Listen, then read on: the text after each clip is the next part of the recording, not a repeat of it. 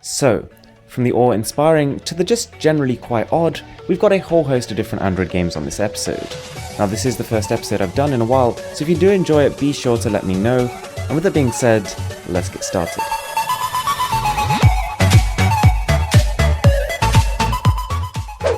So the first game here is Hocus. It's an abstract puzzle game based off optical illusions, and it really plays with your head. But once you start to get into the rhythm of it, solving puzzles through this game is genuinely one of the more satisfying mobile experiences I've ever had. And there are a lot of levels to keep you coming back, and if you ever do manage to complete the game, you can start to build your own and share them with the community. So then we've got Aqueducts, quite a refreshing mobile experience because it has the polish of a console game. Now it is a pretty short title, but essentially the actual concept itself is really fun. There are 3 different worlds, you travel to each of the points inside of them and try and make the water move towards the end goal before the timer runs out. It starts off pretty leisurely, but ends up as a frantic screen mashing exercise, but it's a lot of fun in the process. So then there's Battle of Warships, which has become a pretty well established title in not a lot of time, and you can kind of see why. It's warfare, but it's founded more on strategy than running and gunning. Almost everything you do on these ships is kind of slow, everything from moving to turning to shooting, and that actually encourages you to use strategy. You look at the world map and try and coordinate with your teammates to outflank your competitors, and you then use your growing arsenal of guns and weapons and soon to be unlocked new ships to do so.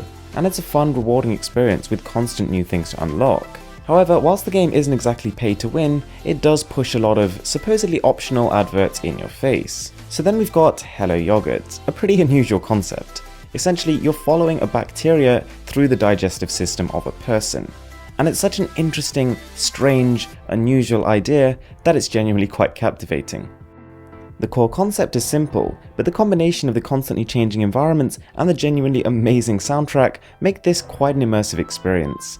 You'll find yourself in new place after new place, travelling further and further down the human ecosystem with the incentive to catch coins and then evolve and unlock new features. So I actually meant to include a video on this game last month, but I just never quite got around to it.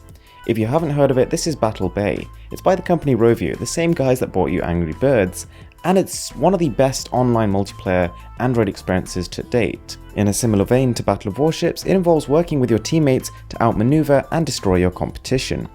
It's got some beautiful visuals, a strong progression system, and tons of weapons to unlock. So then we've got Angry Birds Evolution, only later on the list because you might have already heard of it by now because it's genuinely a fantastic game. They've literally taken the Angry Birds formula and transformed it into the new generation. You aim your birds depending on which abilities and characteristics they have to try and do the most damage that you possibly can to the enemy. There's a pretty huge world to explore, it will take you many hours to complete the game, and also there's lots of fun elements to it, there's lots of hooks. You can hatch new birds, you develop your team, you can fuse birds, and you can level up as well. So then there's Blue Edge, a game that's almost definitely as frustrating as it is impressive, but nonetheless does deserve a place on the list. It starts off absolutely crushing in difficulty, and a few levels in, it's nigh on impossible. Having said that, the short amount of time it takes you for a go, really short, more or less 5 seconds on average, means you'll be jumping back in no time, and the levels are just genuinely quite impressive to look at. So next up we've got Loner, a game which has nothing to do with upgrades or progression or new experience points, it's more just about the experience itself. It tries to make you feel completely alone, it tries to immerse you in a sound experience and relax you, and in a sense it does a pretty good job of doing that. You need to travel through these gates, but there's no real time pressure. Everything happens at your own pace, and it syncs to the music. So if you really like gaming, but at the same time you feel like you might be wasting your time with traditional games, there's Neuronation. It tests a whole series of different characteristics of your brain and tells you how to improve them. It gives you activities in different games to do again and again, and it makes them harder as you do them in order to help you progress. And the real hook here is being able to compete with friends. So when you download the app, they download the app, it's always fun to tell them you're smarter than them. Now while some games are good, they're challenging and they're fun at the same time, other ones you'll kind of be scratching your head a bit and wondering how exactly this is making you smarter. So then we've got a hunting archery style game called Redden. But instead of controlling the archer themselves, you're actually in control of the arrow. You go on a series of hunts of rapidly increasing difficulty, like literally by the time you hit the 3rd stage, it becomes very difficult. You've got to do things like ride crosswinds to keep your energy up and boost through trees so you don't get stuck. So Redden's visual aesthetic is also pretty noteworthy. Everything is based off a silhouette, and some would call it artistic, others would call it pretty creepy.